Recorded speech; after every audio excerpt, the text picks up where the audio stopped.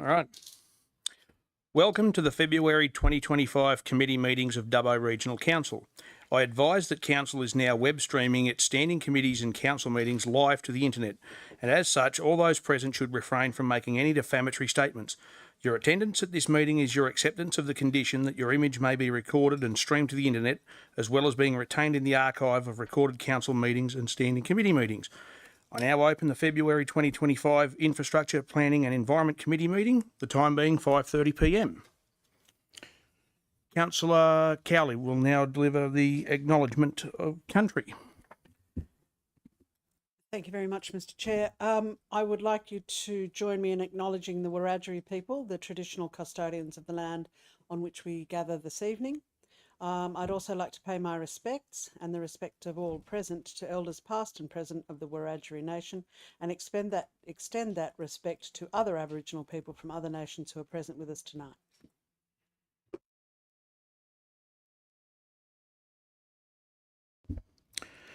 The first item is IPEC 25/1, leave of absence.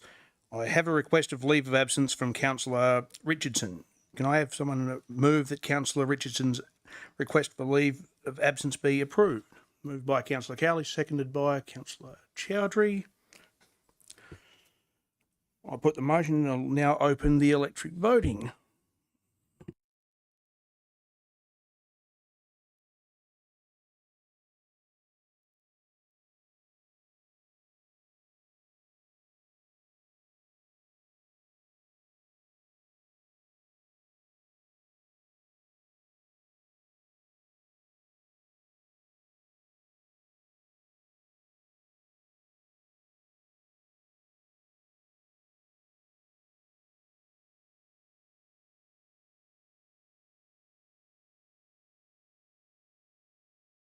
I'll now close the electronic voting. Declare that carried unanimously. So, Mr. Chair, can I ask a point of order, please? You may.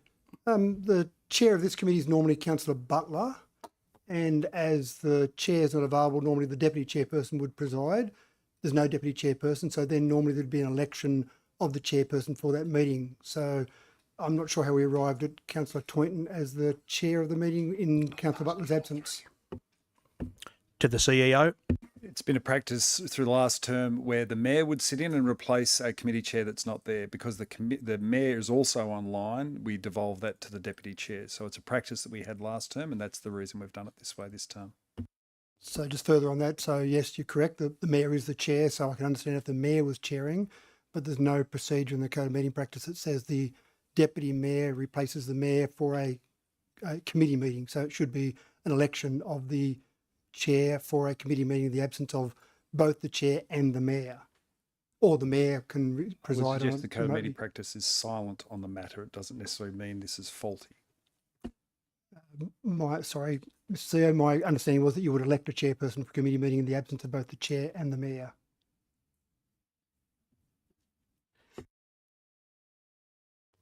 To the CEO.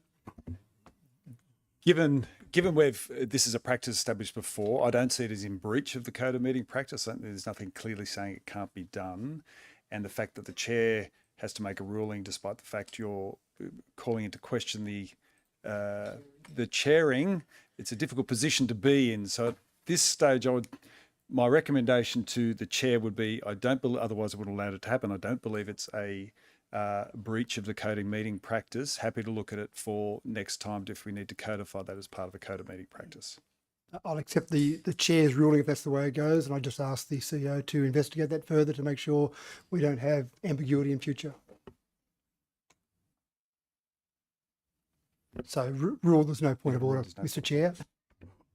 Rule there's no point of order.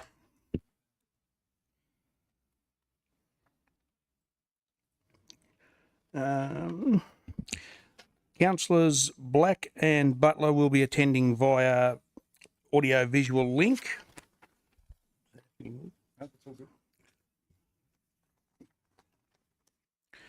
Our next item is IPEC 25/2, conflicts of interest. Does anyone have any conflicts of interest to declare?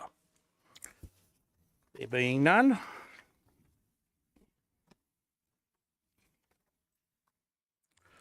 Next item for consideration is IPEC 25/3 presentation, Housing for Our Future, results of public exhibition.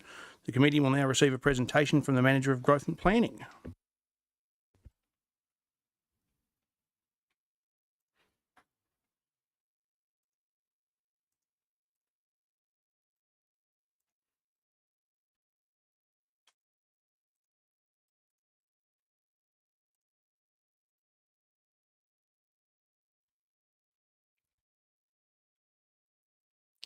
Good evening, councillors and community. My name is Tim Howlett and I'm the Manager of Growth Planning.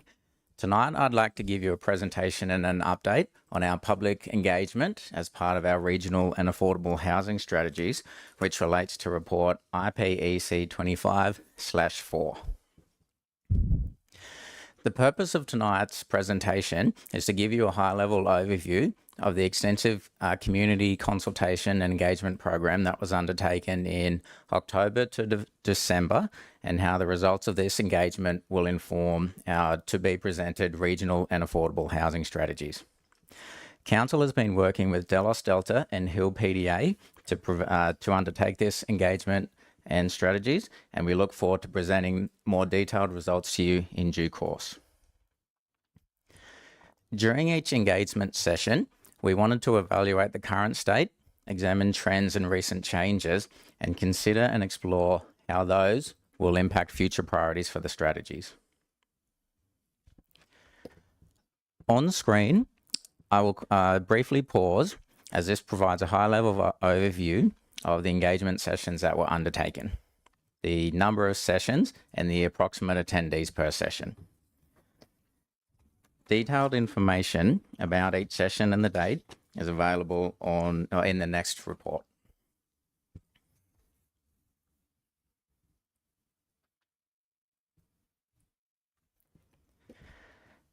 Whilst these themes are overall and high level, the general consensus among the community was that housing affordability is an issue for our region.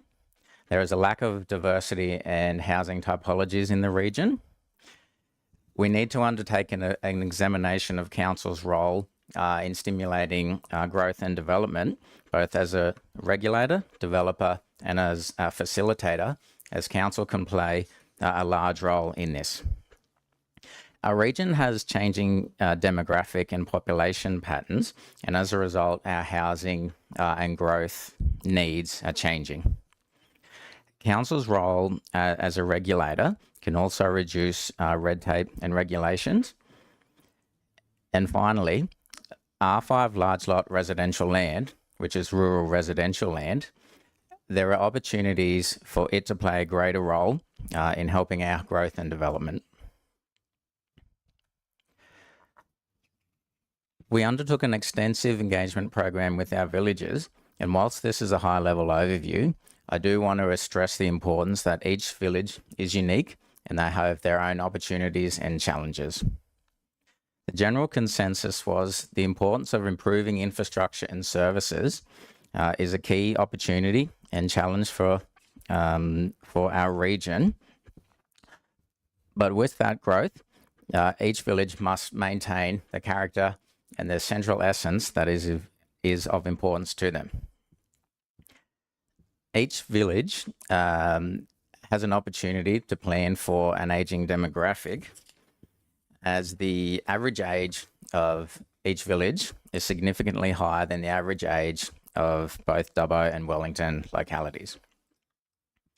Whilst the villages have a perception of exclusion, this gives us an opportunity to ensure their needs and their engagement insights form part of this strategy to help them play an important role in growing our region into the future. As a result of the extensive engagement process we undertook, there were some high-level themes that came out as a result of this, and I'll let you read it online.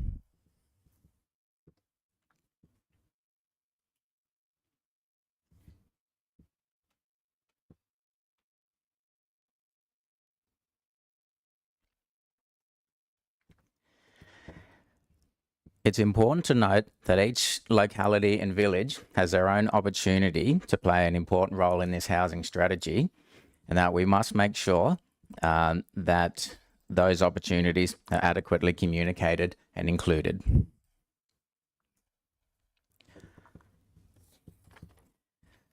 For the next steps of this body of work, we're currently working towards the estimated timeline which was included in the grant application, which requires the strategies to be completed by the 30th of May.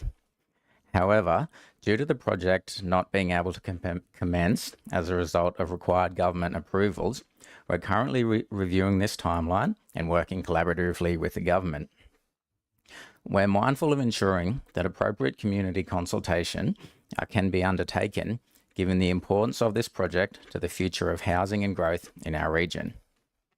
We're also mindful of aligning this consultation with other major projects that Council is undertaking or in the process of undertaking, for example, the delivery program and operational plan.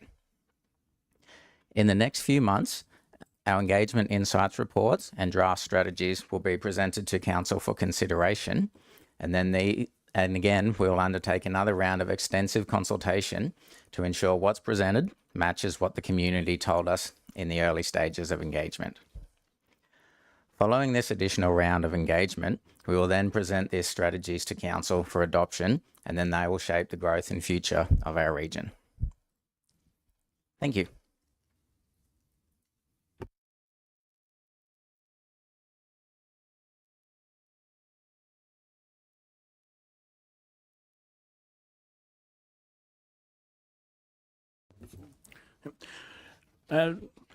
Thank you for that presentation. Councillor Dickinson, just in relation to your point of order, I'll throw to the CEO with an update. Just to be clear, so I apologise, I didn't have it at hand, but it is actually expressly state that the Mayor, or at the request of the Mayor, or in the absence, but in this case it was a request of, given the Mayor is online, the Deputy Mayor, if any, presides at meetings of Council. So it is very correct that the Deputy Mayor replaces the Mayor. To your point, if the Deputy Mayor is also unavailable, then you would have an election for a councillor to chair a meeting that way. So. Thank you, Mr. Chair. Now that you brought it back up, I've had time to look at it as well.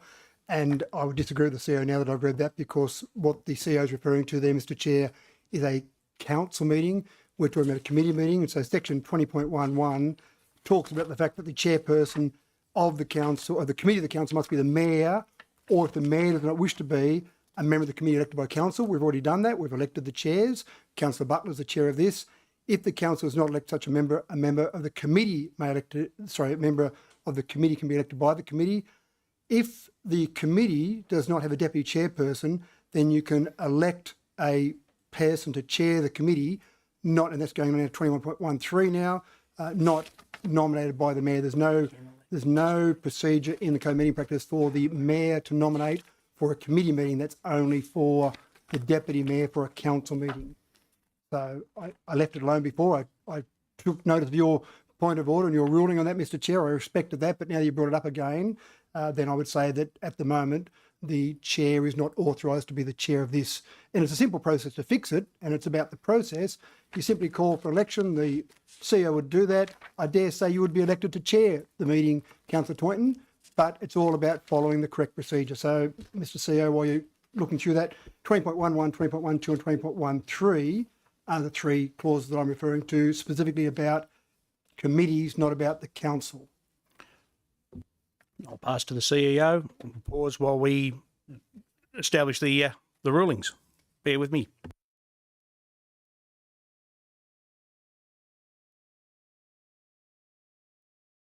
As I say, Mr. CEO, the simple process would be just to call for election. Someone can nominate Councillor Toynton, someone can second that, elect him, and away we go. And then it follows correct process.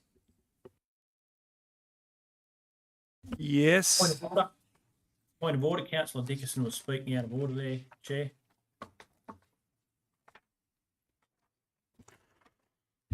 Thank you, Mr. Mayor.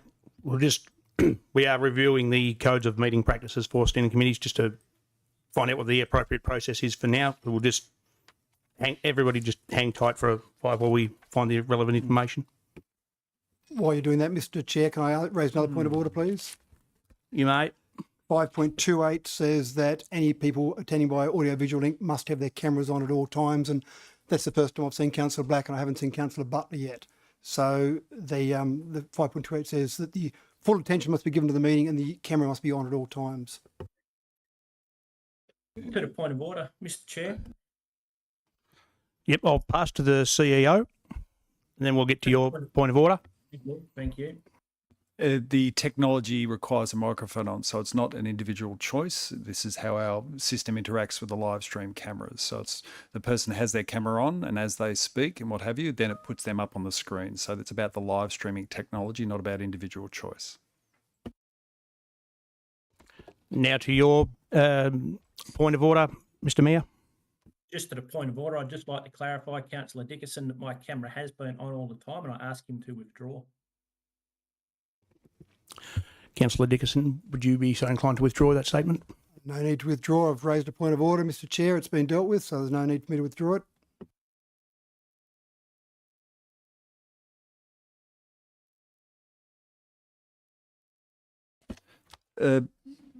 Through you, Mr. Chair. Look, I do find it ambiguous. If you look at the coming together, section 5 of the coding meeting practice, it says by attendance by councils at meetings. All councils must, and this is how it begins, and it segues into 6.1, 6.2, 6.3, which is the section I referred to earlier. All councillors must make reasonable efforts to attend the meetings of the council and of committees.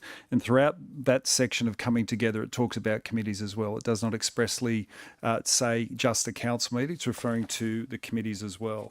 It then goes on to 6, and again, there is no definition by saying this just refers to ordinary council meetings. So again, there is that ambiguity I referred to earlier. And then it refers to the mayor at the request of. So there is, it would seem, ambiguity in one section. It's calling about coming together at the council meetings, and then the chairperson about both council and committee meetings, and it's got express provision there.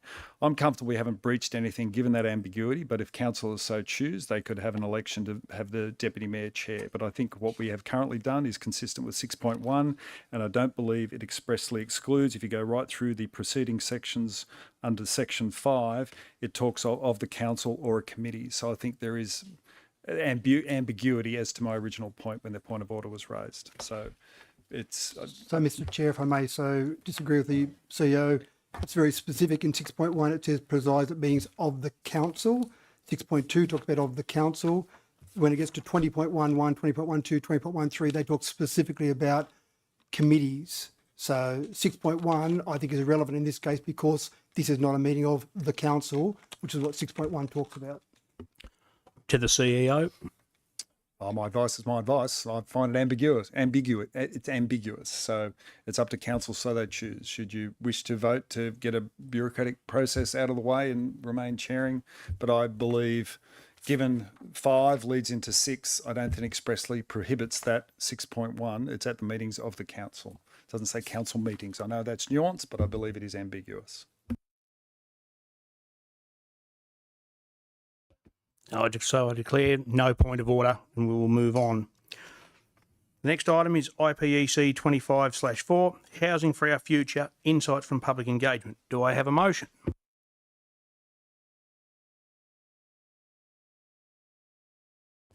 Councillor Wells.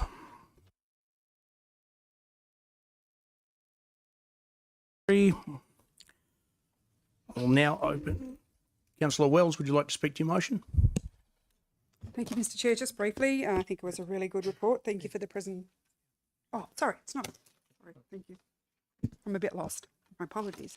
There was a really good presentation, I think, from council staff member.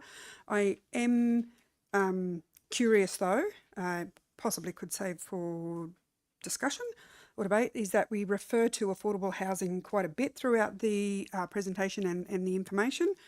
It does refer to social and affordable housing at section 4, the potential options for housing growth, which is something that I'm hoping that there's opportunity for this council to have a closer scrutiny or discussion around social housing, because it's a very different demographic of people who require housing rather than affordable housing. Thank you. Thank you. Is there any further comments or questions or debate, councillors? Being none, I'll open the electronic voting. Councillors, please cast your votes.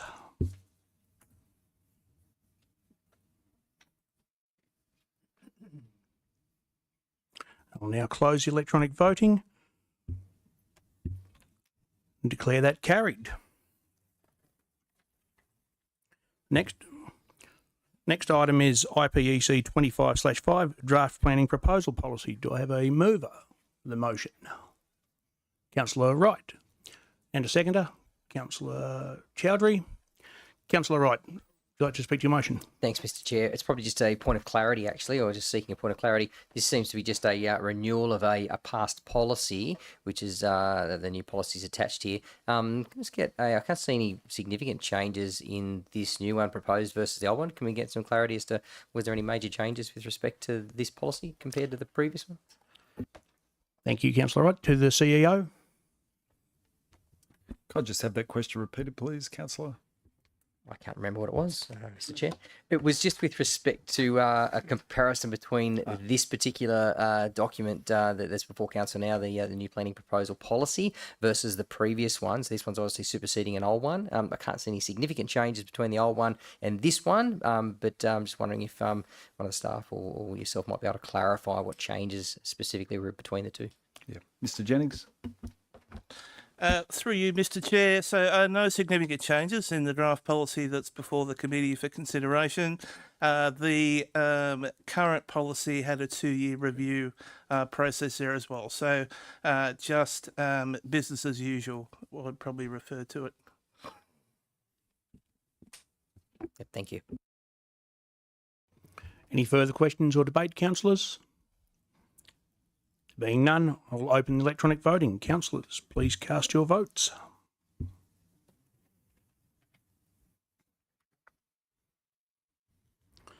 I'll now close electronic voting and declare that carried. The next item is IPEC 25/6 Development Activity Summary. Do I have a mover for the motion? Moved by Councillor Chowdhury and a seconder, Councillor Wright. Councillor Chowdhury, would you like to speak to your motion? Thank you, Mr. Mayor. Sorry, Chair.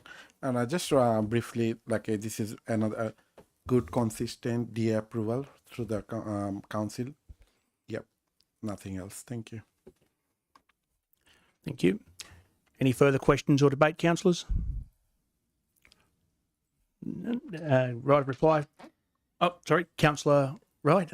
Thanks, Mr. Chair. Look, it was only a comment as well. Obviously, this particular report, we see it regularly, of course. It does go hand in hand with that item with regards to the work council's done on housing. Obviously, the numbers have dwindled over the last, say, 6 to 12 months compared to a couple of years ago, which is probably almost the reverse of what we really need to see based on some of the information that was collected in some of the community consultation. So, interesting to see the work that the council will undertake in that report, which we'll see in May, with regards to housing and how we might be able to start to see a little bit more of an uplift in some of these graphs over the next sort of 6 to 12 months.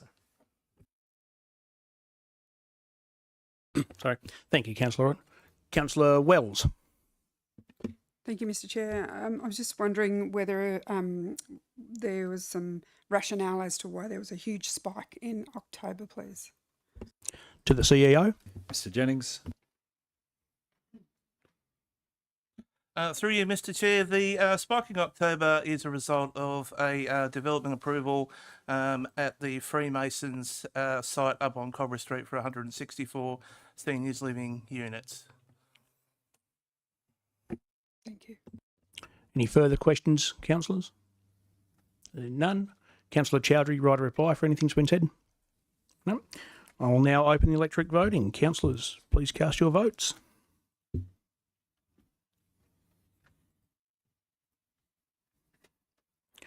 I'll now close the electric voting. Declare that carried. The next item is IPEC 25/7 Duke of Wellington Bridge Flood Damage Repair Funding. I have a mover for the motion. Councillor. Can I just have a query first? Is that in order to seek clarification now? Or do I wait till it's moved and... Just go to me. To the CEO. If it's on the report, you need to move and second it, then you can have a question. I'm just not sure what the question's about. Thought the two weren't mutually exclusive. I thought we should do both. I would move the motion, then we can talk it through. Okay. Well, in that,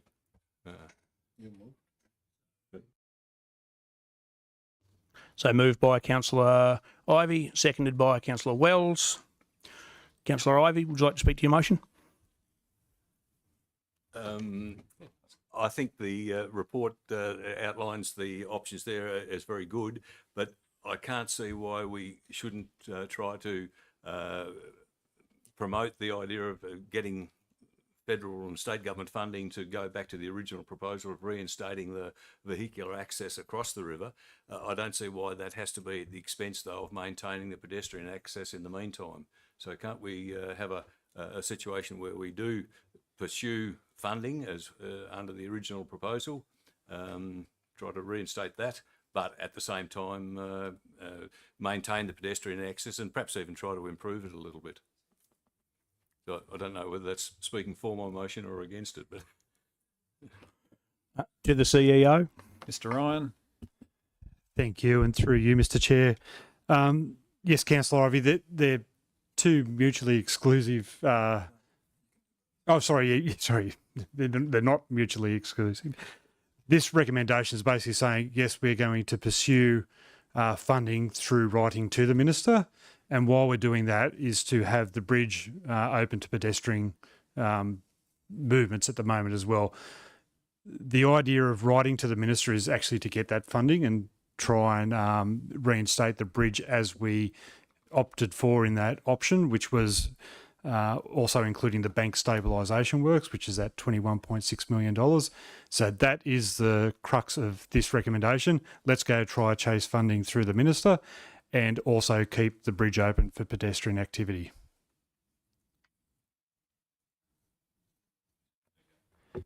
So where we've got option 1 and option 2, they're really not options, they're both parts of the motion. Is that right? To the CEO. Mr. Ryan. Thank you, and through you, Mr. Chair. Yes, you could choose to do one or the other, but this recommendation that we've got here is to do both. Hope that makes that a bit clearer. Yep. No, thank you. That does clarify. And look, yes, in that case, I double my support for the motion. I think that maintaining pedestrian access is important, and also really we've got to somehow try to restore a second crossing of the Macquarie River. On the Mitchell Highway, to have only one crossing and a major highway like that is fraught with danger. Thank you, Councillor Ivey. Any further questions? Councillor Ryan. Yeah, more of a statement supporting Councillor Ivey there. So the first one, option 1, that's what we've done. Is that correct? And been unsuccessful? To the CEO. Mr. Ryan. So, yep, so through you, Mr. Chair, from the funding perspective, yes, we went through the natural disaster process. We've been advised that the river repair works are considered betterment and don't fall within the guidelines of that category B. And that's why we're taking that approach and recommending that we go to the minister to get the funding to do those betterment works, because the making sure that we're doing a structure, which is the road supporting to the bridge, we need those works to be undertaken so that they do stay in place. We don't want to just do a quick job and then still have erosion occurring. So this is about making sure that we stabilise the bank so that the infrastructure above that stays in place. If I could, Mr. Chair. So no, we haven't. Appealing the process to the minister is what number 1's asking.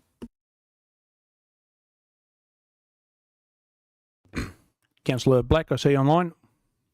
Thank you very much. Yes, I'll be more than happy to make representations to the relevant minister, Jenny Aitchison, about that. And also, I'm down here in Canberra at the moment and will be at Parliament House tomorrow, and we'll speak to our duty senator about that should I bump into her as planned at lunch tomorrow. Thank you. Thank you, Councillor Black. Any further questions or debate, councillors? Councillor, is that you, Chowdhury?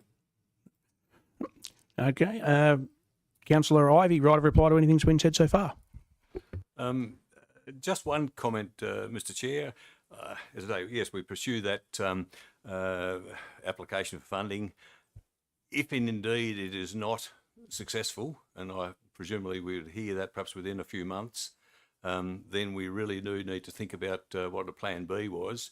Again, as we've mentioned already tonight, Wellington Council has had a meeting with some very concerned local residents yesterday, and one of the other items of this discussion was the incredible volume of heavy traffic that goes through the town. It really is becoming ridiculous, and that does raise the issue of a bypass. When the bridge went down, the railway bridge was used as a temporary crossing. Perhaps if we are not successful in having the Duke of Wellington reinstated, perhaps we should look at introducing a bypass, which would not be all that difficult. Duplicate a bridge next to the railway bridge and actually bypass the main street for heavy traffic. But I just raised that as a flag if indeed we reach a complete impasse with repairs to the Duke of Wellington bridge.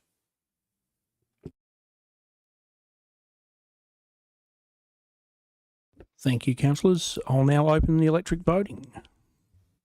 Councillors, please cast your votes. I'll now close electronic voting. Declare that carried. The next item is IPEC 25/8 Bulky Waste Trial Update Report. I have a mover for the motion. Councillor Wright, seconded by Councillor Wells. Councillor Wright, would you like to speak to your motion? Thanks, Mr. Chair. Look, I've had some really positive anecdotal reports with respect to the pilot or the trial that we're having for the bulky goods waste, and it looks like that's actually supported by the stats that are in this report. It's often when you have have feedback and you call for feedback on different things that it's generally the people who have a really negative sentiment are the ones that want to express their opinion on this, and with nearly 20% of people who undertook this particular pilot have opted to jump online, and 93% of them have indicated that they'd do it again, and it was a really good service. So that seems overwhelmingly that a positive result, and again backs up the feedback I've had.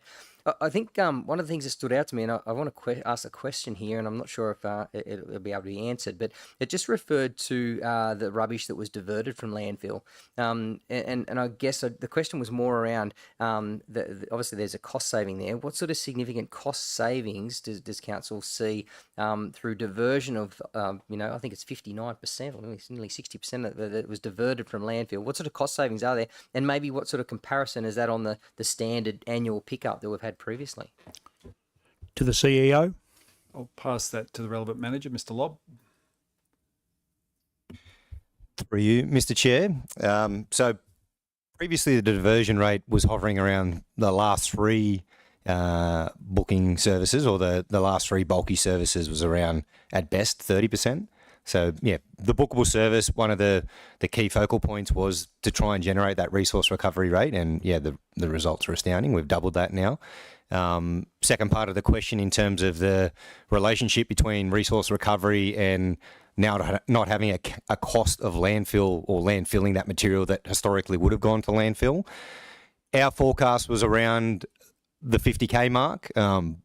But at the moment, we're leaps and bounds ahead of that. So that's definitely one of the financial cost savings of the bookable service compared to the bulk collection service of the previous arrangement, or is really around the resource recovery rate and the money that, in essence, the cost saved of that material not going to landfill and getting a second life. Thank you. Any further questions, councillors? Being none, I'll now open the electronic voting. Councillors, please cast your votes.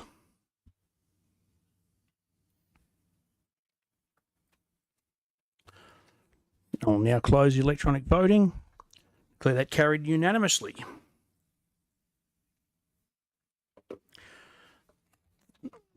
The next item for consideration in the Infrastructure Planning and Environment Committee is deemed by the Chief Executive Officer to be confidential.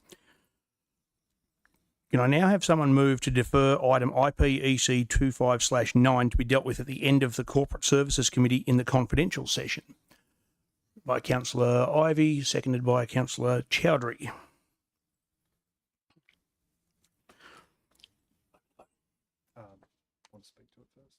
Would anyone wish to speak to this motion? Councillor Ivey, would you like to speak to your motion? No, thank you, Mr. Chair. Thank you. I'll now open the electric voting.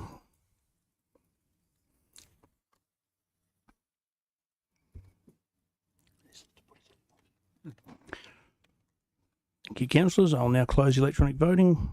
Declare that carried unanimously. This is.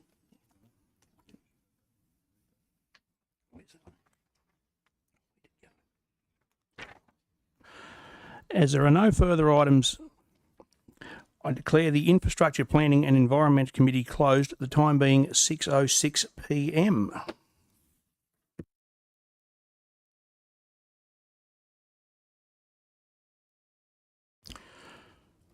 The next committee meeting is the Culture and Community Committee. I now have Councillor Wells to assume the chair, please. Please bring your card up out of the microphone.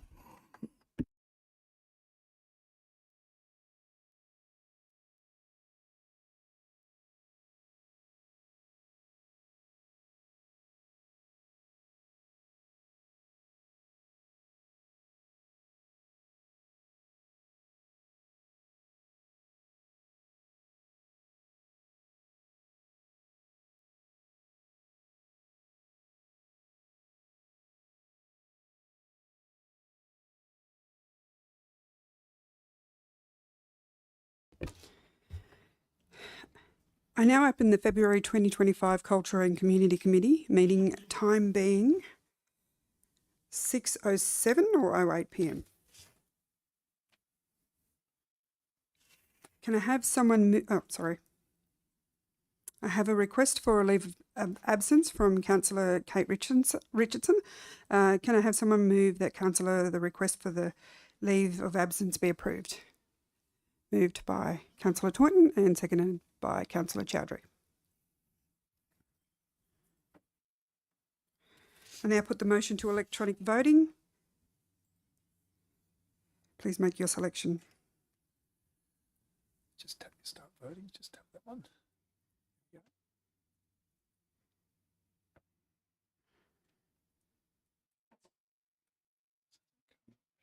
Hit your one again. There you go. Oh. Josh. Just call Councillor Blake. He's not getting it. Thank you. I will now close. I will close the voting and stop voting and declare that carried unanimously. Thank you.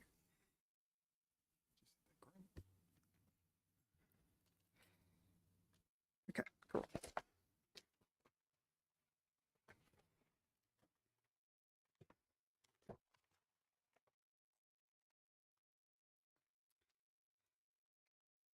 Moving to item CCC 25/3, future management of the Fowler steam engine.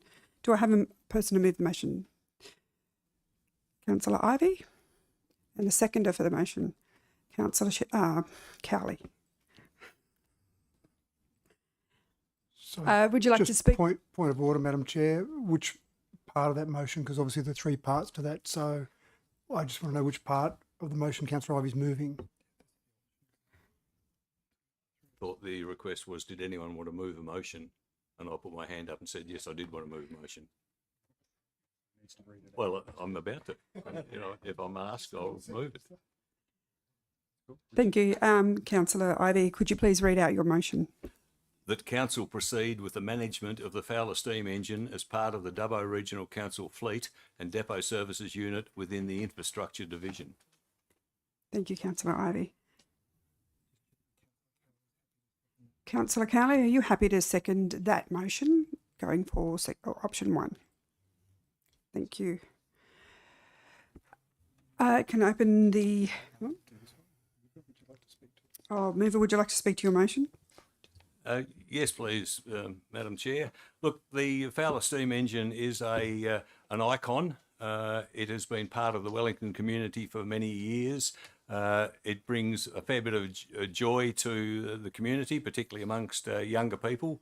It is I don't know whether it's quite right to say it's unique, but within New South Wales, I don't think there's anything else really like it. It has been a working piece of infrastructure for many, many years since the old Wellington Shire Council days, and it remains so within the Dubbo Regional Council. And I think it is a great heritage value, and the heritage value is actually enhanced by when people can see it as a working model rather than as a static display. And that's why I think it's very important that it, while it can, it remain as a working model. Now, maybe one day something will happen or some assessment, accreditation will be made, and it won't be possible to do that. But until that happens, I think that we as a council should do everything we possibly can to keep it as a working model. And I might say that that seems to be reinforced by the when the 2011, when the item was placed on the New South Wales State Heritage Register. As part of that listing, the heritage people made the comment, the operational status and good physical integrity of the John Fowler Steam Road locomotive provides a rare opportunity to demonstrate the power and scale of the machinery required for major rural road building activity in New South Wales. So that they, in that, recognised the rare opportunity that because it's an operational status and it's in good integrity, a good physical integrity, it is worth preserving. And so I think that we must, as a council, do everything we can to maintain that. Now, certainly there will be some costs involved with that, and I would hope that council will then could put together a full budget for the costing of maintaining and operating the steam engine, that budget, then we could perhaps look at ways of meeting the costs of maintaining that engine. And I'd be reasonably confident the community generally would find ways to support that and meet that expense. So I'd be very keen to see it maintained as a working piece of equipment. Thank you.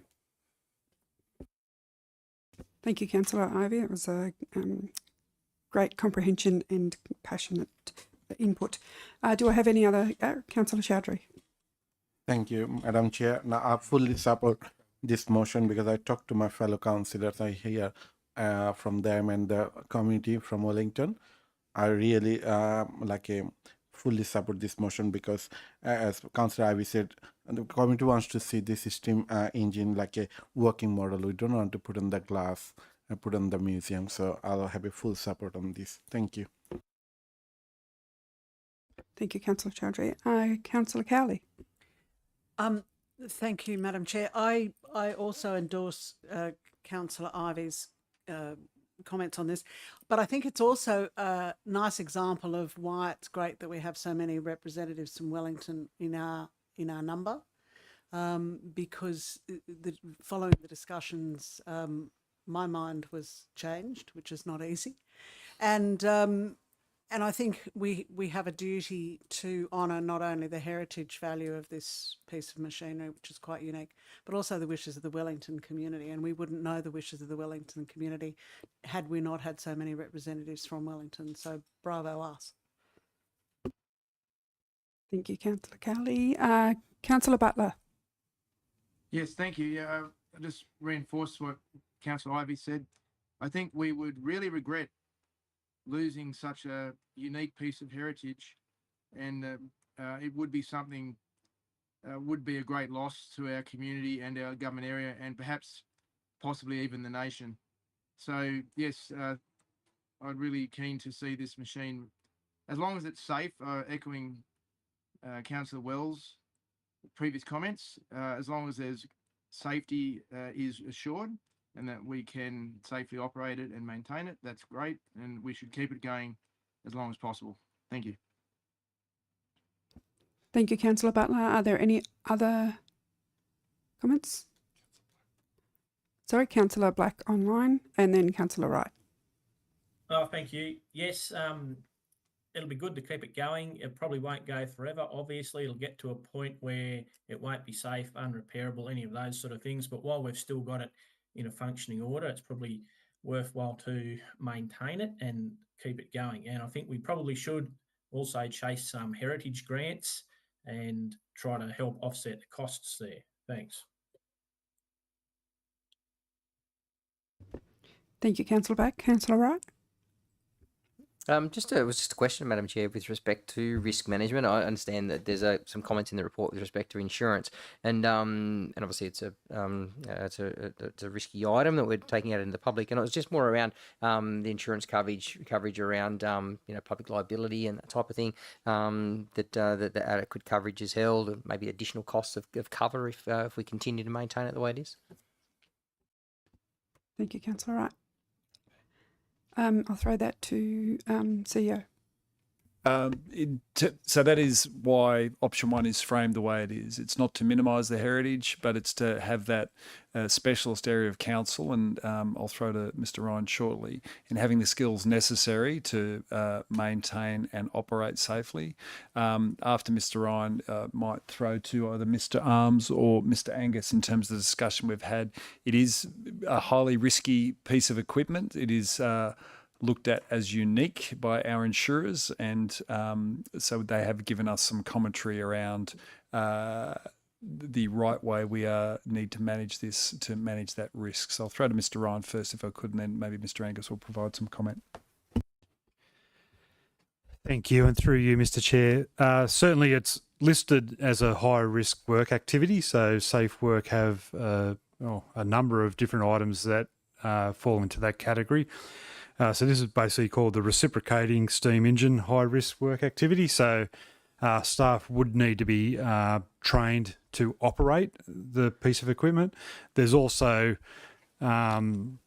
requirements in terms, because it's a pressure vessel and operates on steam. So certainly the compliance checks that we need to do there on an annual basis to make sure that the boiler's fit for purpose.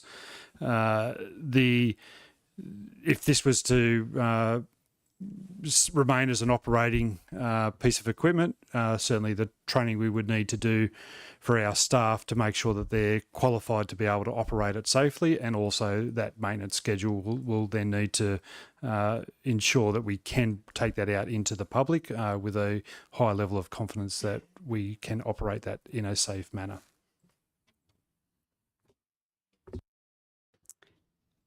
Sorry, I'll throw back to the CEO. Yeah, and I'll throw to the Heritage team. We'll throw to Ms Moore about the insurance considerations. Yes, so we did, through you, Mr Chair, we did speak through our insurance company in terms of the requirements in terms of insurance, and obviously if it's managed as a heritage item, the insurance cost as the risk is greatly reduced. If it continues to be operated as a piece of fleet equipment, then the insurance company did note that it was an unusual circumstance within New South Wales to operate a piece of machinery such as that.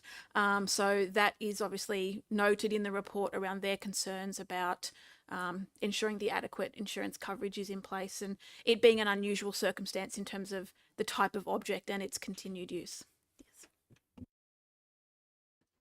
Thank you. I'll throw back to the CEO, please. And so following on from that, it is councils have lots of public liability, so we have significant insurance in that regard. That doesn't mean we're willful and negligent, but that does start putting it out of the realms of a volunteer organisation's capacity to afford insurance. So this is why we're managing the risk through a specialist area of council in our overall insurance portfolio. And we had rather strong advice about considering volunteers operating such a dangerous, and Safe Work has called out that it's dangerous. So that's why this report is, recommendation 1 is framed that way, and that's what you're considering. Anything further, Councillor Wright? Just a comment then, and look, I'm happy to support Councillor Ivy's motion here, taking into consideration a couple of things. One of those with respect to insurance, and another one with respect to upkeeping of staff skills to ensure that they're adequately trained in handling it. But there's another comment in the report actually, which probably gives me a bit more comfort, and it just talks about that that risk over the term, and as the asset continues to deteriorate, for council staff to bring that to the attention of council for further consideration of the longer term viability of using it as a operational asset. So and as Councillor Black even said, it'll come to that at some point in time where we'll need to make that decision as to whether it's a stationary object rather than an operational one. Thanks. Thank you, Councillor Wright. Councillor Dickinson? Thank you, Madam Chair. So certainly supportive of the fleet asset, and I think it's great to be used. It talks about being used maybe 3 times a year. I've ridden on the Valor steam engine, so it's a great asset there. The only question I have is in terms of it talks a bit here about the fleet or depot services having sufficient storage space. So that means it would be stored where it couldn't be viewed. I mean, even storing as a heritage object, it was also going to be stored somewhere if someone was found, presumably, that it couldn't be viewed. So I wonder if there's some, and I'm not going to ask for an amendment, but I just wonder if there's some avenue to explore the ability to have that somewhere where it could still be seen 3 times a year. Operationally is fantastic, but there's a lot of other times throughout the year that it would be wonderful if it could be seen some way, shape or form, stored away in depot services where no one can see it for the rest of the year. That is a bit disappointing for something that is so significant and such a significant item for the Wellington community. So I just ask the staff to take that on board. I'm not sure if they've got plans for that, but just some way to be able to potentially have that seen more regularly. Thank you, Councillor Dickinson. I might throw to the CEO if there are any further. Look, no, I think what was envisaged so that's not to say never, what was envisaged is much like it's been operated for a while. It's been stored in a garage. That's where it's get maintained safely. So I think the important thing is an operational piece of kit is you've got to store it so it's less maintenance cost. I'll take the point there may be a middle ground in the future that we can work with where it can be seen, but it's also preserving the asset so we can keep it operational. We need to have it somewhere we can work on it safely as well. So we can put that into the mix of considerations, but we haven't to date. It is, I guess, option 1, which is what council's considering right now, is more in line with how it's been managed in the previous years. Thank you, Mr. CEO. I'd like to add a little bit of input before I throw back to the mover.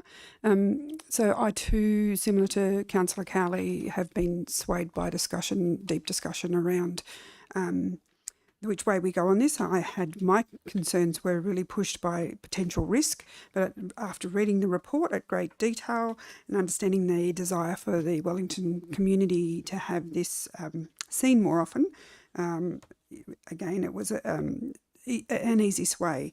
I also agree with Councillor Dickinson around the need for it to be visible. So if it is retired at some point, then hopefully I think we want to see that there's plenty of video and audio and literature so that schools and people can view this on a frequent basis, because it is, quite a unique item that we have for this Dubbo Regional Council. So with that, I will throw to the mover, Councillor Ivey, a right of reply.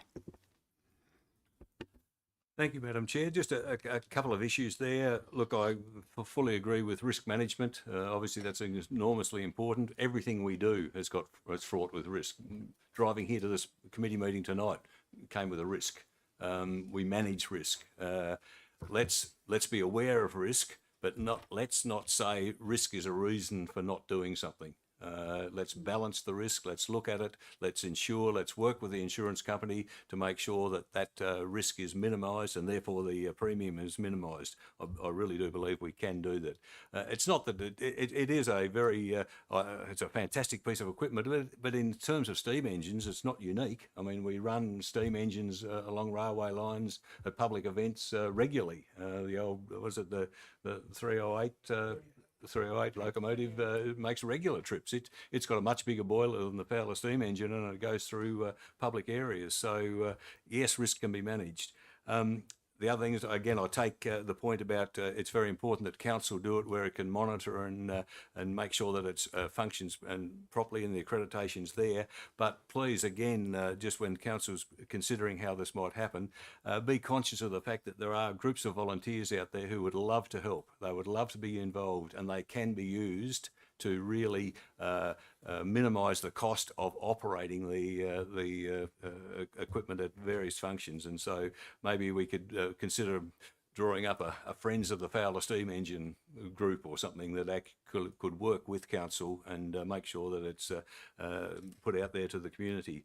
As far as it being seen, I take Councillor Dickerson's point. I think that would be good, and I also see that it can't just magically be built, something put in the middle of the street where everyone can see it. But perhaps, again, as we mentioned earlier, that consideration be given to developing a really good audio-visual display on the function, the history of the function, the operation of the Fowler Steam Engine that could run at the cultural centre as an audio-visual display that could go to particular events and be just run as an information come public awareness activity. So if that could be just taken on board too, with council considering how to operate the Fowler Steam Engine going forward. Thank you. Thank you, Councillor Ivey. With that, I will put the motion to electronic voting, which is now open. Please vote.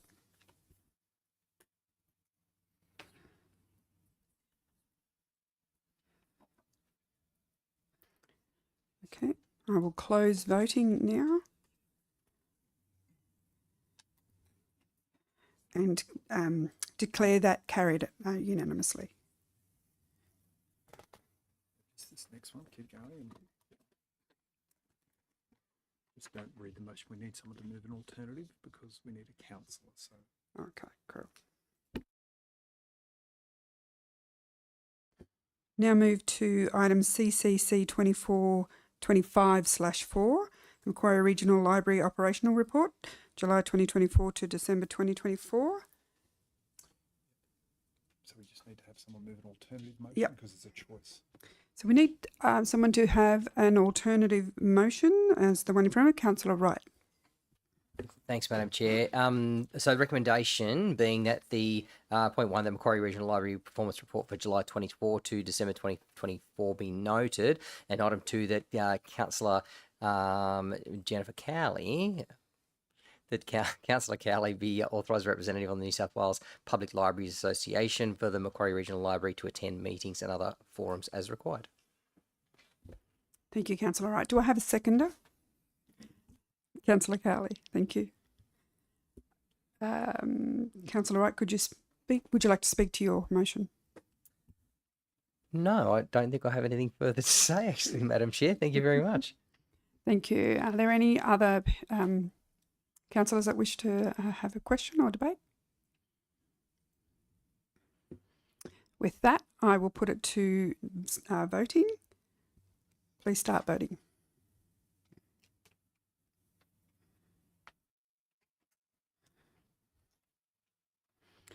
And I will stop voting now and declare that carried unanimously. Congratulations, Councillor Cowley.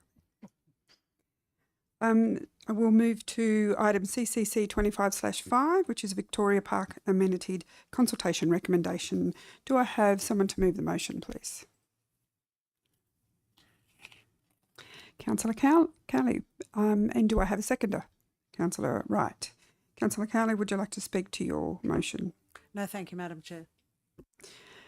Are there any other debates or questions? Councillor Dickerson. Thanks, Madam Chair. Just 2 items I'd like to ask questions on initially. Reading the recommendation, it doesn't actually say anything specific about the construction style in terms of the cubicles and the wash areas, but when you go through to page 20, it does talk about the fact that the communal wash facilities could be either within each cubicle or outside an open area. And to me, that's a big difference. In other words, a cubicle that's just got a toilet in there makes more sense because you're then not tying up the cubicle while someone's just washing their hands. Communal wash facilities seems to be more efficient with the toilet, but that part of the recommendation in the report talks about one or the other. But in the actual recommendation, in terms of what we're going out to tender for, it doesn't actually specify which style we're after. In other words, individual cubicles with a wash basin in the cubicle or a communal wash basin. So I'm interested to see if there's anything that I'm missing there, saying one or the other. What are we looking for in that tender? That's a question. I've got another question as well, but can we deal with that question first, please? Thank you, Councillor. I'll throw it to the CEO. Just in terms of that, the resolution would include 2F, internal and external wash basin facilities. So what we're going out to tender, they would bring back their solution. So I guess we're not limiting one way or the other is how the resolution reads. Yeah, thank you, Madam Chair. Perfect. So we'll accept tenders either way from that perspective. The second question I have is that it talks about a modular style, and I wondered whether that was important. Do we really care how it's actually constructed in terms of the toilet? Would we be better off, and I know it's been moved as such, and I will amend it if we need to, but would we be better off just saying a tender to construct a toilet block without specifying that, because maybe there's a more efficient, a cheaper, a better method of construction, but unfortunately we've specified something that's modular rather than other construction methods. So again, a question to you, Madam Chair. Thank you, Councillor Dixon. I'll throw it to the CEO, please.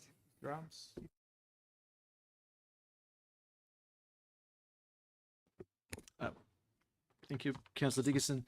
Yeah, it can be changed, but it's certainly not wedded to a modular style as such. Similar to the previous words, it's something that we would work closely with the successful tenderer to find the right solution, I suppose.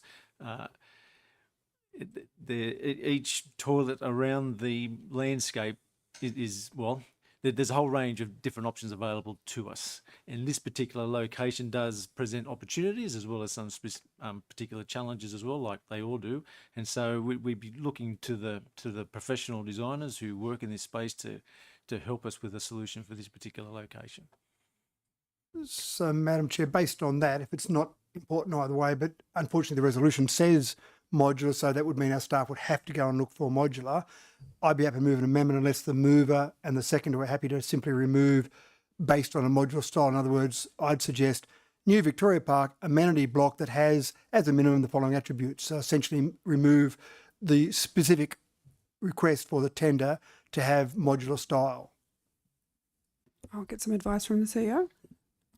Yeah, that's Emmett. I guess you open it up to other people for technologies you haven't thought about, or indeed very conservative technologies, brick and mortar, what have you. So I see nothing that gets in the way of us going to market in that regard, if that's the change that is adopted. So the only problem, Madam Chair, is that the movers moved it, and so I'm asking through you, if the mover is happy with that, then I'll just move it. Otherwise, I'd move an amendment to remove that.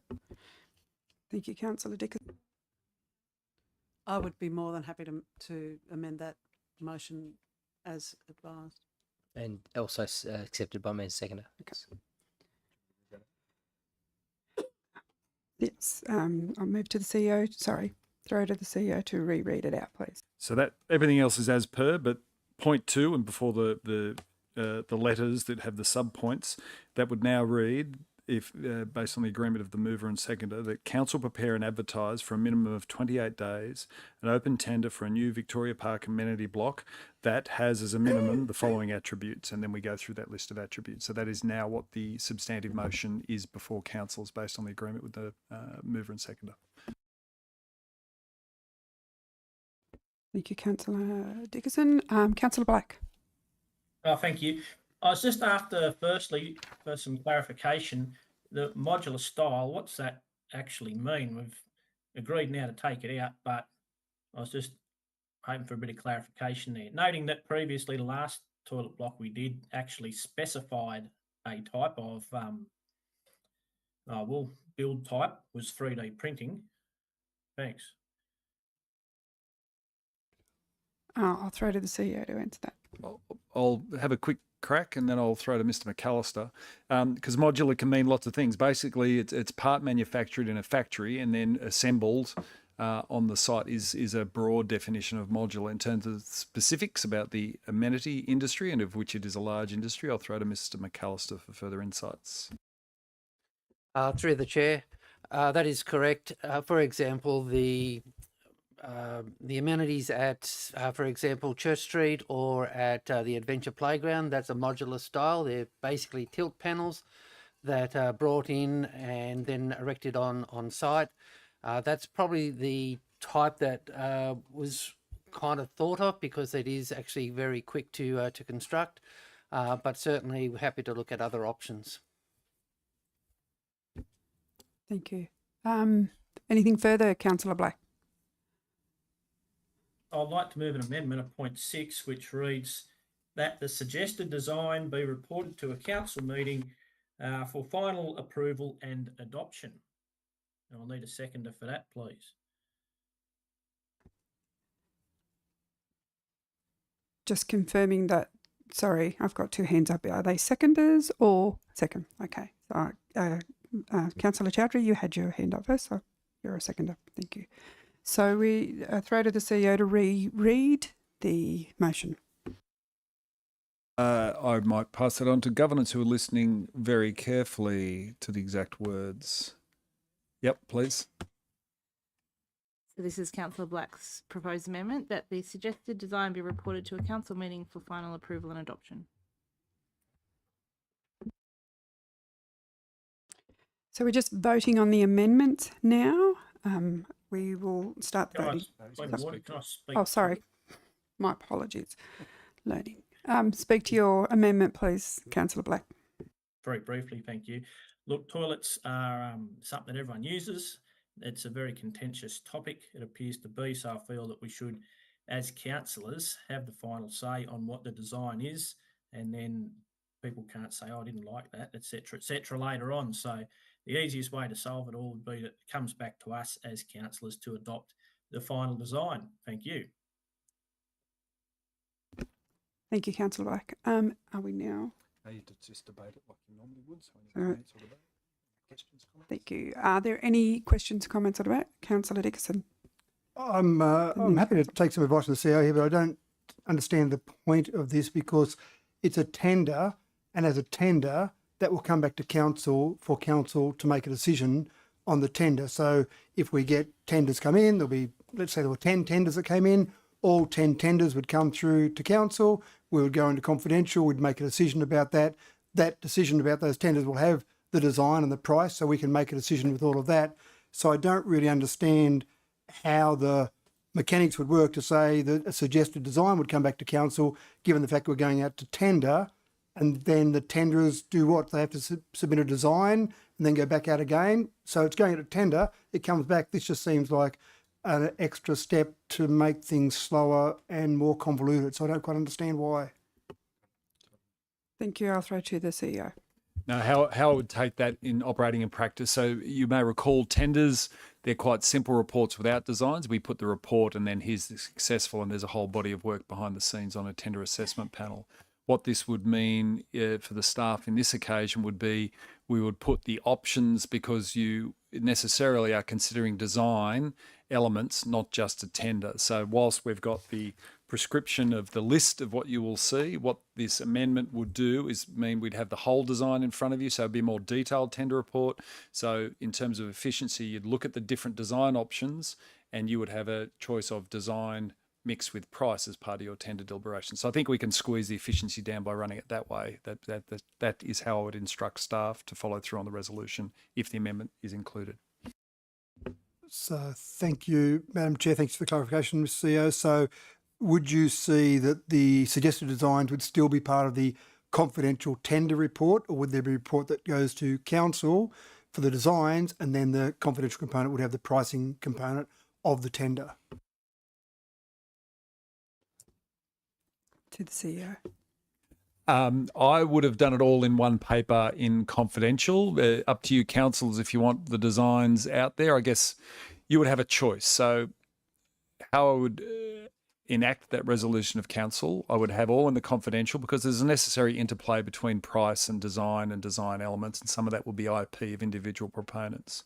So I think it would still do it confidential. A choice would then be before councillors. You may see designs that I'm just playing it out here in options for you. You may decide that, there's a couple of designs that sort of meet our broad descriptions here, but they're quite different, so we might want to go out to community. So you might want to have a short, sharp community consultation. So that would be an option once you see all the information in that confidential report. I think we'd need to keep it confidential. I'm happy to be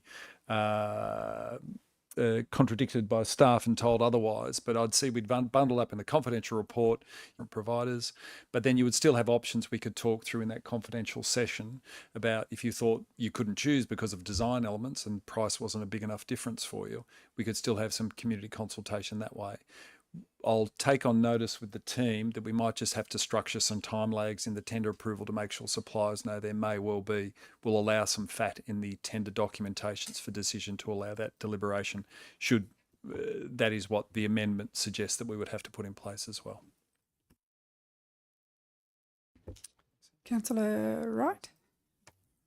Thanks, Madam Chair. Yeah, look, I guess if it's going to come back to council in that respect in the one hit, then there's some efficiencies there. But like I'll say, I'm not a toilet expert, and this is becoming, we really are digging down into operational matters here that we've got specialist staff that make those decisions on behalf of council who look a bit higher than that than choosing a design of a dunny. So but anyway, look, we'll see what happens when it comes back to council sometime over the next few months. But look, I'm happy to support it if it means some additional information that comes through in that confidential item, and there's no additional time costs, and there's some efficiencies in it. Thank you, Councillor Wright. Councillor Black. Just a question. Did the final design for the layout of the 3D printed toilet come back to councillors for final approval? I can't remember, so long ago. Thank you. To the CEO. Now, that's to my point earlier. You've decided on the broad parameters of a toilet, and then we bring that forward. You don't see that level of detail normally in a tender result. You're looking at a staff assessment against the criteria you've established and going to market, and then the price considerations and some other considerations as well. So not normal practice to get to that level of detail.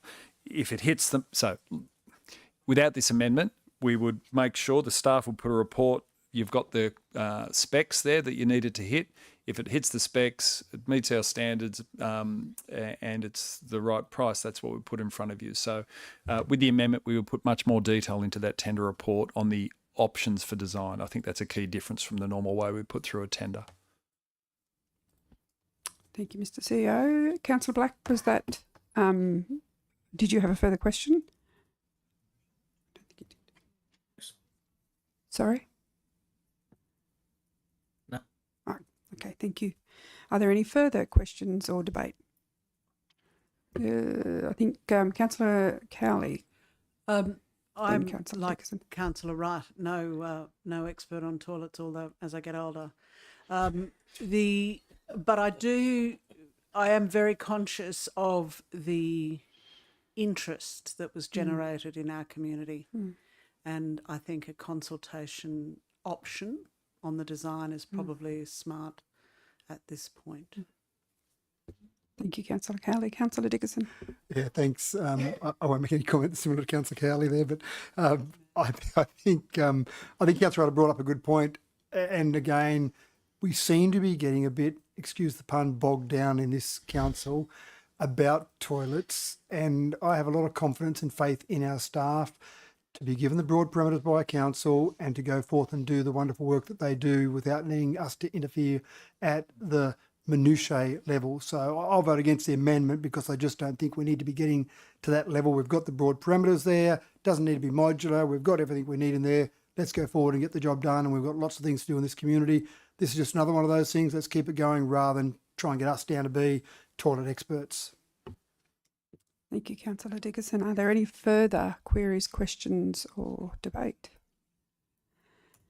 Before I move back to the original mover, which is Councillor Cowley, for rate of reply, I will add just a brief comment to the amendment. Yeah. Yep, to the amendment, and that is that I understand that, yes, I also trust our staff, but I do know that our community are very interested in our development of toilets across our LGA, and we get it's quite a topical conversation.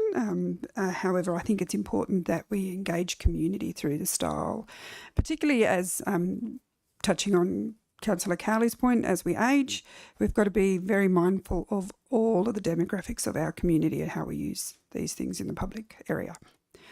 And I will throw So what are we voting on now? With the amendment, so this, Which amendment? It's only one. We'll read it out, if you will, Madam Chair. I don't have it to read out. No, I'll pass to governance if you will, Madam Chair. Ms. Rouse. The amendment on the floor is point 6, that the suggested design be reported to a council meeting for final approval and adoption. So just on the amendment.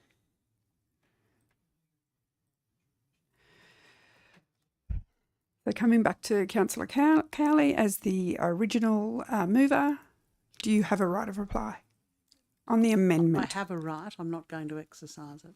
Okay, on the amendment only. Thank you. Okay, so we will now move to voting. I'll start the electronic voting. Please vote.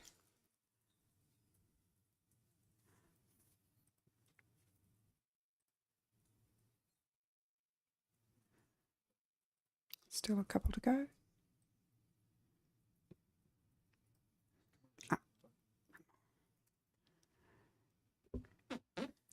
Councillor, yep, okay. Thank you. I have everyone voted, so I will now close the voting and declare that carried at 9-1. Thank you. Now we need to return to the original motion, which included all of the amendments. Yep. We're moving back, and I'm asking for all to the right reply. Thank you. Any questions or debate on the original? No, just the motion. Oh, just the motion. Sorry. I need a lesson, don't I? Anyway.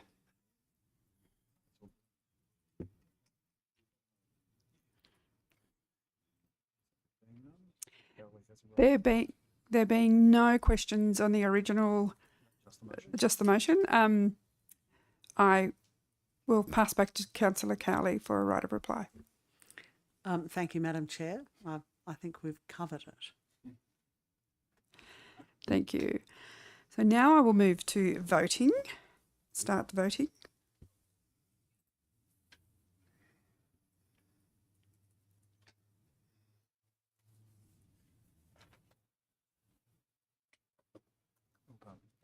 Okay. I'll close the voting, stop the voting, and I will declare that carried. Thank you for your patience.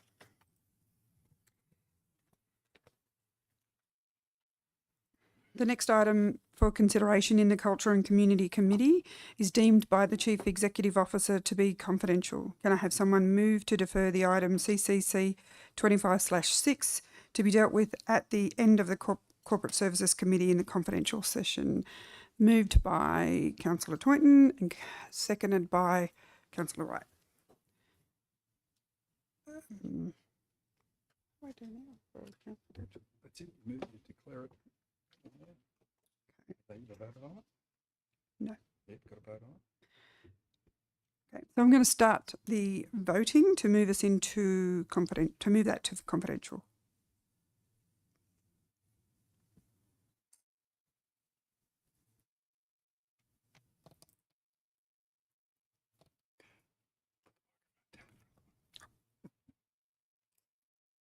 Nearly there.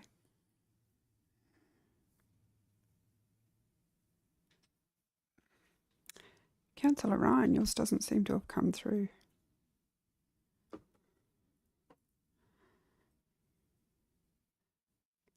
Yep. Great, thank you. So I'll stop voting now, thank you, and declare that carried unanimously. Thank you.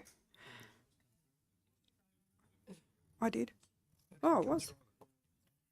I had 10 up there. No, 9. No. I did. It's too. No, I stopped it now. Madam Chair, we just note for the minutes that you voted for the motion. Yes. Thank you, Mr. CEO. As there are no further items, I declare the Culture and Community Committee meeting closed, the time being 6:50. Thank you for your patience, everybody. Oh, am I supposed to say the next one? No, they don't. No, Phil can come in. Don't forget. Oops.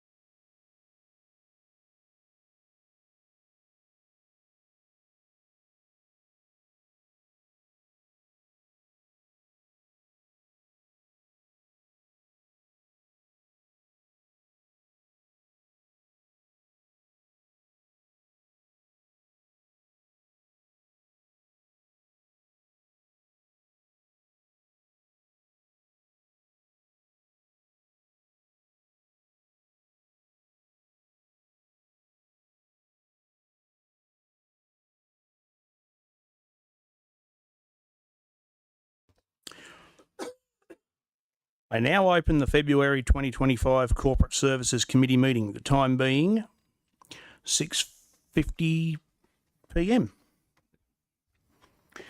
Item CSC 25/1, leave of absence. I have a request for leave of absence from Councillor Richardson. Can I have a mover for that? Moved by Councillor Cowley, seconded by Councillor Wells.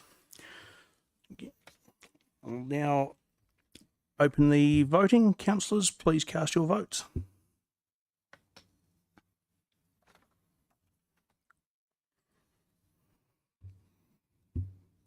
I'll now close the voting. Declare that carried unanimously.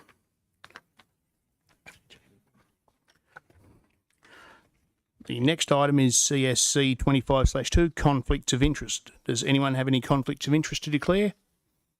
There being none.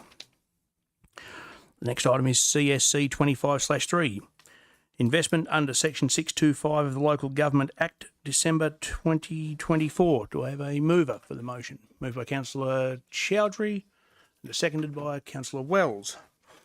Councillor Chowdhury, would you like to speak to your motion? No, thank you, Mr. Chair. It's pretty straightforward report. Thank you. Thank you. Any further questions or debate? There being none, I'll now open the electronic voting. Councillors, please cast your votes.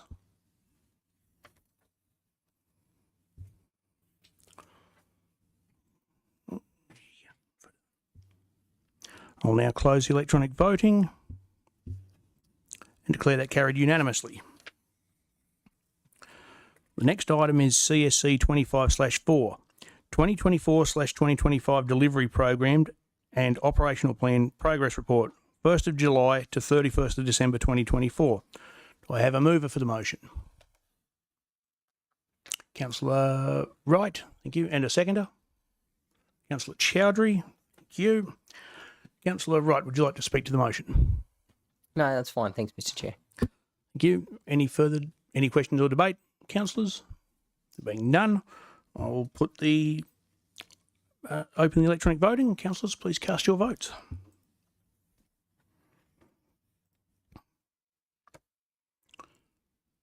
I'll now close the electronic voting and declare that carried unanimously. The next item is CSC 25/5, Visitor Information Services Review Update. I have a mover for the motion. Moved by Councillor Wright, seconded by Councillor Cowley. Councillor Wright, would you like to speak to your motion? Thanks, Mr. Chair. Actually, it's an interesting report, especially understanding some of the demographics of the visitors that attend both the Dubbo and Wellington centres. Especially interesting to find that I think there's a third of respondents not staying overnight, and that's such a missed opportunity for the city to not capture those people or more of those people to stay that night. And obviously, Dubbo Regional Council has its as target market of families, a couple of kids staying a couple of nights. So I'm not sure how many of those the the third that we're missing out on are our target market. But obviously there's some things to be seen there. Interesting also the number of caravans that are being dragged around our state that do come through Dubbo based on those sort of numbers as well. So look, great data captured, and I guess it does go a long way to helping us decide how that will help us shape, I suppose, those VICs as we sort of move forward. So anyway, we'll see what happens with the rest of that information going forward. Thank you, Councillor Wright. Any further questions? Councillor Ivey. Yeah, just a question perhaps to the staff to expand or just give a little bit of information on the thoughts of whether or not it's worthwhile the visitor information centres being an accredited visitor information centre, or whether there's some advantage in moving away from that. What are the thoughts one way or another with that? To the CEO. And I'll pass to Ms Haig. Thank you, through you, Mr. Chair. Look, it's certainly something that we've looked at the information. The accreditation provides very much a level of, I suppose, accreditation, I'm trying to find the right word, with the information and the brand that comes with that. So certainly from Dubbo, we wouldn't move away from the accreditation. Wellington's certainly an opportunity that we could consider just because of the requirements around accreditation in regards to 7-day-a-week operations, how many hours, how many days you can close. So it's certainly something that we've considered and we will look into the future, but at this point in time, we'll keep our accreditations. Councillor Ivey. Just a follow-up question on that. So is there any firm proposal to consider it, or at some stage down the track when people have got nothing to do, they might have a look at that? Or is it something that we really, as a council, we perhaps should put on the agenda? Is it something that you think would be worthy of sort of formal consideration? To the CEO. Not immediately, we won't, just because of the branding that comes through it. I think it's a much bigger picture that we will consider with Wellington and the amount of staff and the amount of visitors that go through there. But with Dubbo, we certainly wouldn't consider it in the nearby future. It's not a lot of money to be accredited. It's more around the staffing that comes to, with the actual credit or with the Visitor Information Centre. Councillor Wells. Thank you, Mr. Chair. I'm just really interested in some of the statistics I'm looking at the Dubbo Information Centre, and there appears to be a big drop for 2024 in visits to the Visitor Information Centre. Probably in the report, but just wondering whether there's some insights to why. To the CEO. You, Mr. Chair. Look, there's a lot of factors involved in regards to the changing of the numbers through, particularly Dubbo. We had a really big peak in that 22, 23, which was very much around the people couldn't visit overseas. So there was a lot of interstate travel. So there was a high peak there. We're probably finding that we're finding a new level of our visitation through the region, particularly post-COVID, and what people's travel scenarios are at this point in time. In saying that, I will say that we have changed how we count people through the Dubbo one, and it's now it's a visual recognition through IT rather than door counters and things like that. So we've had a few different iterations of how we count people through there, and what we have now is a very accurate number. Any further questions or debate, councillors? Councillor Wright, your right of reply. No, thanks, Mr. Chair. Thank you. I'll now open the electronic voting. Councillors, could you please cast your votes?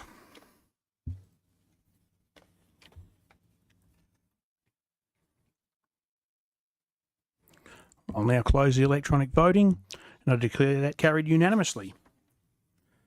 The next item is CSC 25/6, the 2024-2025 festive season closure, Christmas New Year period. Do I have a mover for the motion, please?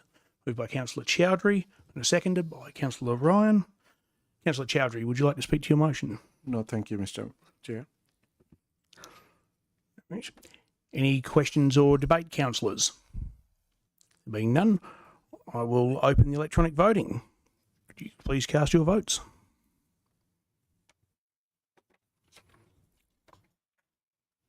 I'll now close the electronic voting and declare that carried unanimously.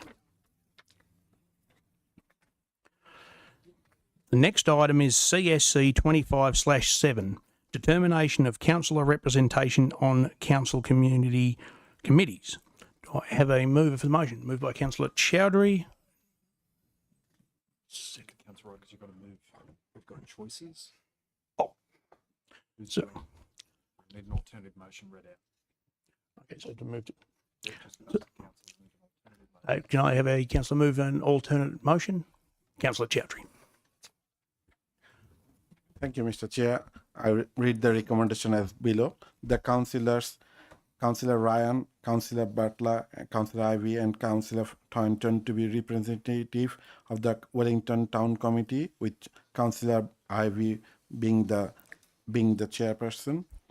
Number 2, the Councillor Chowdhury, Councillor Thornton, Councillor Ryan, Councillor Richardson be representative for the Village Committee, and Councillor Philip Thornton being the chair.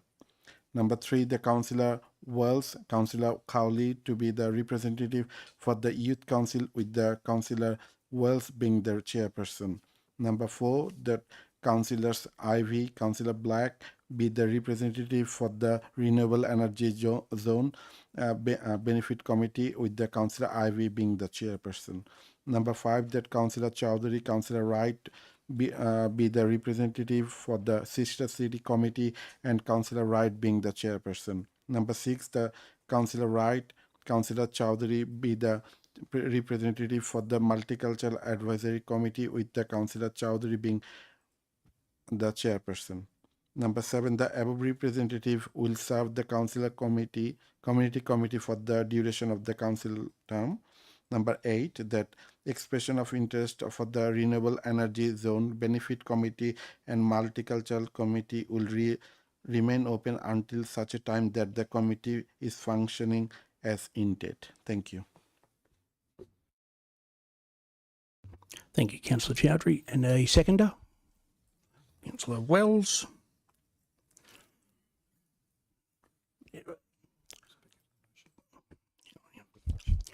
Councillor Chowdhury, would you like to speak to your motion? No, thank you, Mr. Chair.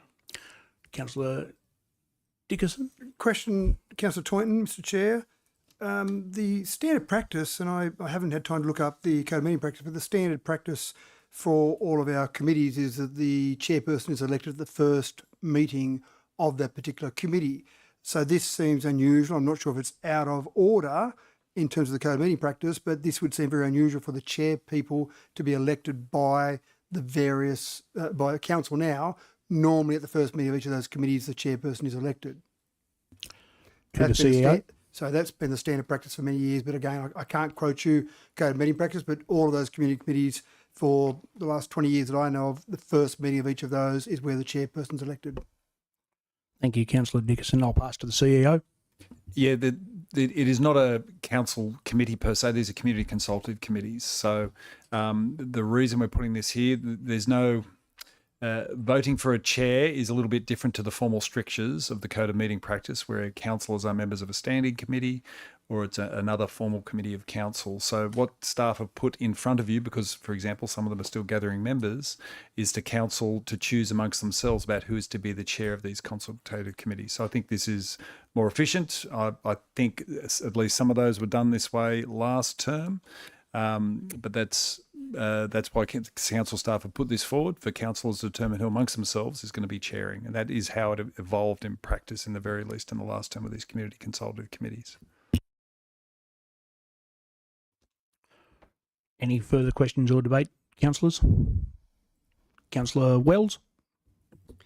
Just to comment that whilst we've got particular councillors elected to or sitting on particular committees, that I want to clarify that any councillor is able to attend any of the meetings. Thank you, Councillor Wells. Any further questions or debate, councillors? There being none, I will now open the... I'll now go to Councillor Chowdhury, your right of reply. No, all good. Thank you. Thank you. I'll now open the electric voting. Councillors, please cast your votes.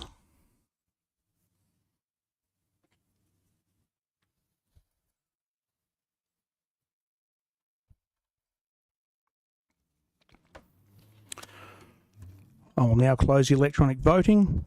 Declare that carried 9-1. The next item is CSC 25/8, Draft Council Policy, Code of Meeting Practice, Results of Public Exhibition. Do I have a mover for the motion, please? Moved by Councillor Wright, seconded by Councillor Cowley. Councillor Wright, would you like to speak to your motion? That's right. No, thank you, Mr. Chair. Thank you. Thank you. Any questions or debate, councillors?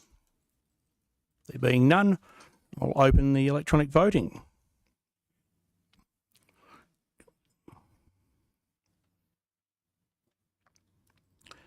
I'll now close the electronic voting and declare that carried unanimously.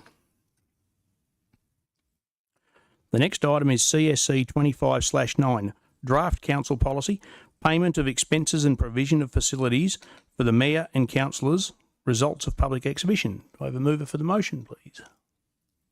Councillor Wells, and seconded by Councillor Cowley. Councillor Wells, would you like to speak to your motion? No, thank you, Mr. Mayor. Mr. Chair. Thanks for the promotion. All good. I will now open the electronic voting. Councillors, please cast your votes.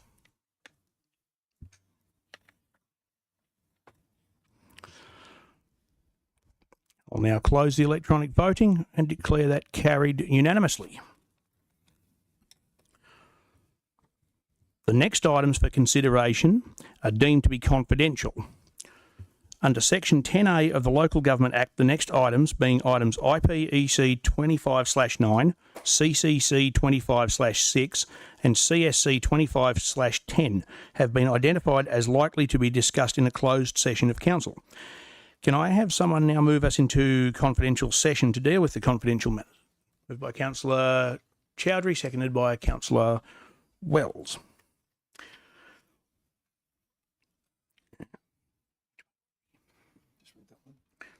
We have had no applications from members of the public to make their representations regarding whether the meeting should be closed to the public.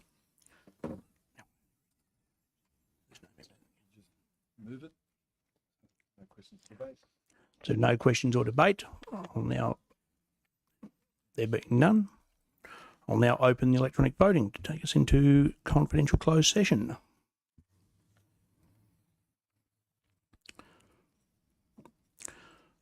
I'll now close the electronic voting and declare that carried unanimously.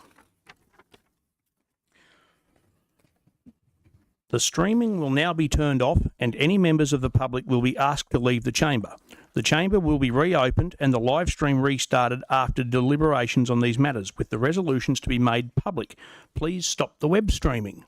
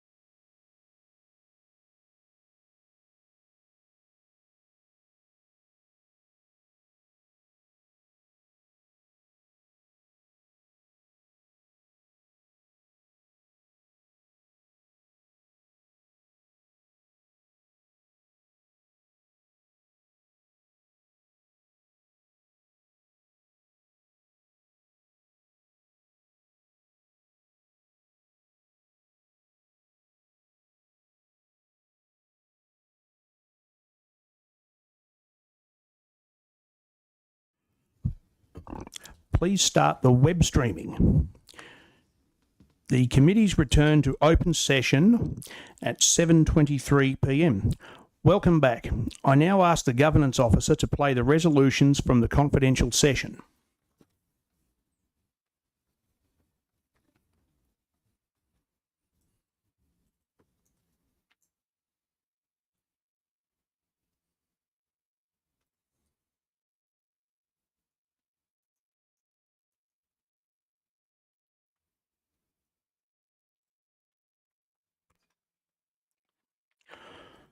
There are no further items for consideration of the Corporate Services Committee, and I declare the meeting closed, the time being 7:24 p.m. Web streaming has now been completed. Thank you for your attendance. Please stop the web streaming.